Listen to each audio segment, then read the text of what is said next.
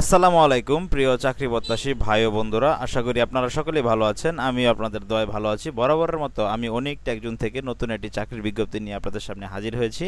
তো আপনারা জানেন আমি সরকারি, বেসরকারি, এনজিও জব, ডিফেন্স জব যে কোনো ধরনের চাকরির বিজ্ঞপ্তি কিন্তু আমি আমার চ্যানেলের মাধ্যমে দিয়ে থাকি। যারা আমার চ্যানেলের নতুন ভিডিও দেখছেন তাদের কাছে একটাই অনুরোধ, আপনারা চ্যানেলটি একটু সাবস্ক্রাইব করে পাশে থাকবেন এবং পাশে থাকা বেল আইকনটি একটু চেপে দেবেন। তাহলে হবে কি, আপনি যখনই আপনাদের কাছে নতুন নতুন ভিডিও ছাড়বো, আপনারা কিন্তু এই যে এখানে এই নোটিফিকেশন বাটনে আপনারা নোটিফিকেশন পেয়ে যাবেন। তো যারা যারা অবশ্যই আপনারা আমার চ্যানেলে ভিডিওটি দেখেন তারা সকলেই কিন্তু জানেন আমি নতুন নতুন ভিডিও, আপনাদের চাকরির খবর আমি আপনাদের মাধ্যমে আমার ভিডিওর মাধ্যমে দিয়ে থাকি। চলুন আজকে নতুন বিষয়ে আমরা একটু কথা বলি। তো বন্ধুরা, ইতিমধ্যে আপনারা জানেন একটি পুনর্নিয়োগ বিজ্ঞপ্তি ছেড়েছে বাংলাদেশ বিদ্যুৎ উন্নয়ন বোর্ডে। কিন্তু পুনর্নিয়োগ মানে গতবারও কিন্তু এটা হয়েছিল কিছুদিন আগে নিয়োগ, এখন সেটা আবার নতুন করে নিয়োগ দিয়েছে 24শে মে তারিখ তারা প্রকাশ করেছে তার ওয়েবসাইটে। তো দেখুন, বাংলাদেশ বিদ্যুৎ উন্নয়ন বোর্ডের অধীনে সরকারি আদেশ অনুযায়ী প্রচলিত বেতন স্কেল ভাতা দিতে রাজস্ব খাতভুক্ত নিম্নবর্ণিত পদসমূহে আপনার বাংলাদেশের প্রকৃত নাগরিকের কাছ থেকে অনলাইনে কিন্তু www.bpdb.teletalk.com.bt এই ওয়েবসাইটে আবেদন আহ্বান করা যাচ্ছে। অনলাইন ব্যতীত কোনো আহ্বান কিন্তু হবে না। তো দেখুন, এখানে মন্তব্য রয়েছে, যারা কিন্তু আগে আবেদন করেছেন তাদের কিন্তু আর আবেদন করতে হবে না। তো দেখুন, পদের নাম হচ্ছে উপসহকারী প্রকৌশলী। আপনার উপসহকারী প্রকৌশলী হচ্ছে ইলেকট্রিক্যাল, মেকানিক্যাল, ইলেকট্রনিক্স, পাওয়ার, সিভিল। টাকা বেতন হচ্ছে 16,000 টাকা থেকে 38,640 টাকা পর্যন্ত। 10তম গ্রেড, এটা হচ্ছে 81 জন পদ নিবে, লোক নিবে উপসহকারী প্রকৌশলী। আপনার ন্যূনতম শিক্ষাগত যোগ্যতা লাগবে ইলেকট্রিক্যাল, মেকানিক্যাল, ইলেকট্রনিক্স, পাওয়ার, সিভিল ইঞ্জিনিয়ারিংয়ের ডিপ্লোমা পাস থাকতে হবে। এসএসসি সমমান অথবা ডিপ্লোমা পরীক্ষার যে কোনো একটিতে আপনার জিপিএ 3 পয়েন্ট থাকতে হবে। কোনো পরীক্ষাতে দ্বিতীয় বিভাগ সমমানের সিজিপিএর নিম্নে নয়।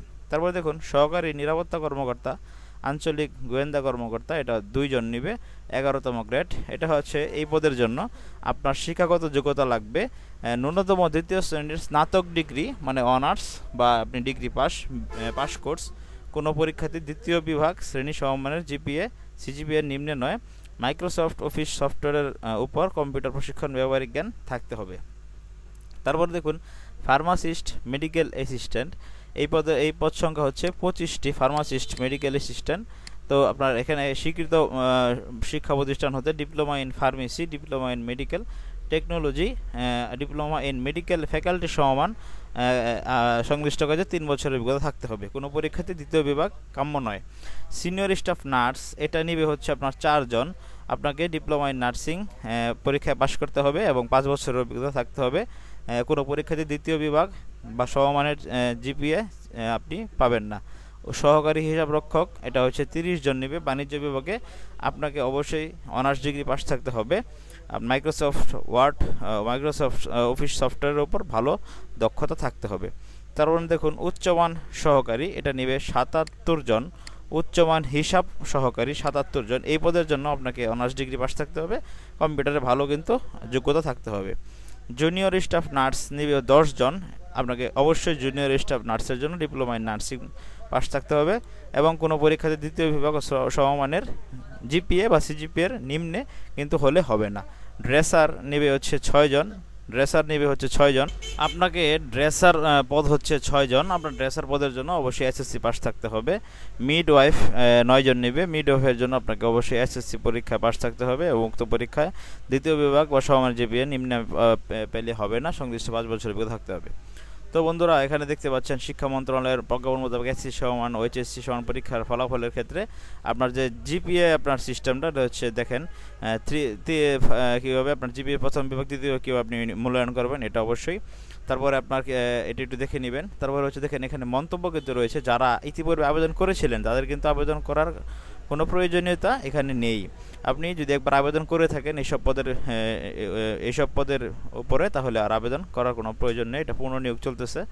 তারপরে দেখুন, কবে আপনার নিয়োগটি, আপনার অবশ্যই বয়স কিন্তু 18 থেকে 32 বছর হতে হবে, যেহেতু সরকারি চাকরি 32 বছর করে দিয়েছে। তারপরে দেখুন আপনাদের কী কী কাগজপত্র লাগবে এবং আপনি অনলাইনে আবেদন কিন্তু জমা দান শুরু হবে 28/5/2025 তারিখে। অনলাইনে। আবার অনলাইনে আবেদন জমা দেওয়ার শেষ তারিখ কিন্তু 19/6 রাত 12টার দিকে। আবেদনের মতো জমা দেওয়ার শেষ তারিখ অর্থাৎ 19/6/2025 খ্রিস্ট তারিখ 11 ঘটিকার মধ্যে সিস্টেমের হতে স্বয়ংক্রিয় ইউজার আইডি প্রাপ্ত প্রার্থীকে কেবল উক্ত সময়ের 72 ঘন্টার মধ্যে আপনার কিন্তু টাকাটা জমা দিতে হবে। তো বন্ধুরা দেখুন কি কি কাগজপত্র লাগবে। আপনার সকল শিক্ষাগত যোগ্যতার সনদের সত্যায়িত ফটোকপি। তারপরে হচ্ছে যে আপনার যে কাগজপত্রগুলো, আপনার কাগজপত্রে কোনো ঘাটতি থাকলে বা না পাওয়া গেলে, দুর্নীতি অসত্য প্রদান করা হলে, কোনো জাল সনদ কিন্তু হলে আপনার বিরুদ্ধে আইনানুগ ব্যবস্থা নেওয়া হবে। তারপরে এখানে দেখতে পাচ্ছেন কী কী শর্তাবলীর বিষয় রয়েছে। যে সকল প্রার্থী বিদেশ হতে ডিগ্রি অর্জন করেছে তাদের বাংলাদেশ বিশ্ববিদ্যালয় মঞ্জুরি কমিশন হতে ইকুই ভ্যালেন্স সনদ থাকতে হবে। তারপরে মুক্তিযোদ্ধা শহীদ মুক্তিযোদ্ধার ক্ষেত্রে আপনাদের কাগজ দেখাতে হবে। আপনার গ্রাম ইউনিয়ন পরিষদ চেয়ারম্যান অথবা মেয়র পৌরসভা চেয়ারম্যান পরিষদ থেকে আপনার নাগরিকত্ব সনদ থাকতে হবে। আবার আপনি যদি কোনো কোটার কোটার কেউ হন তাহলে অবশ্যই তার সেই কোটা অনুযায়ী আপনার কাগজ কিন্তু দেখাতে হবে। তো অনলাইনে আবেদন করার সময় কিন্তু এগুলি আপনার থাকবে। আপনি একটি অনলাইন দোকান থেকে আবেদন করবেন, একটি 300 পিক্সেলের ছবি এবং 380 পিক্সেলের স্বাক্ষর আপনি দিবেন। তারপরে আপনার আবেদনটি সুন্দরভাবে করে কোনো ভুল ত্রুটি না হয় যেন। তারপরে আপনি 72 ঘন্টার ভিতরে অবশ্যই টাকা ওই সময় জমা দিয়ে দিবেন, টাকাটা জমা দিয়ে দিবেন।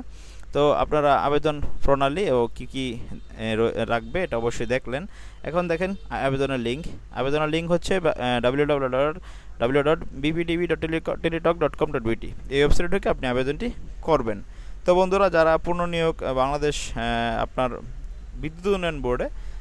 বিদ্যুৎ উন্নয়ন বোর্ডে সরকারি চাকরি পুনর্নিয়োগে যারা আবেদন করতে চাচ্ছেন তারা অবশ্যই আবেদনটি করে ফেলুন। এই ছিল আজকের মতো। ধন্যবাদ সকলকে। ভিডিওটি ভালো লেগে থাকলে অবশ্যই চ্যানেলটি সাবস্ক্রাইব করতে কিন্তু ভুলবেন না। আসসালামু আলাইকুম।